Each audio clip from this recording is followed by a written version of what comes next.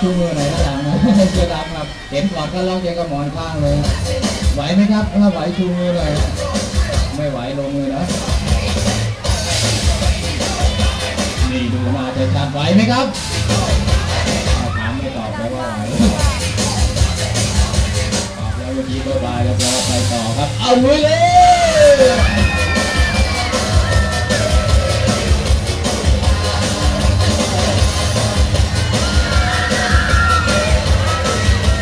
สุดท้ายขอเสียงกันหน้าตาดีส่งท้ายดังๆ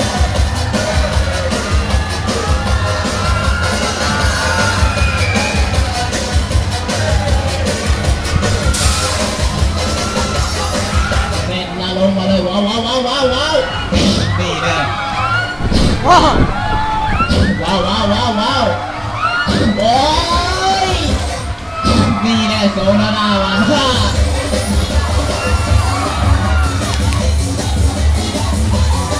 โอ้ยดูครับด้านหลังฮะของปิวสะดุยเสียอะไรกันดูสิครับผมปิดหน้ายังกับปอบผีฟ้าเลยด้านหลังเลยโอ้ตาลอยฝาห้อยด้านหน้าเหมือนสภาพเลยโอเคครับเพื่อนไม่พอประมาณเล่นมาพอดีเดี๋ยวเลยพาลง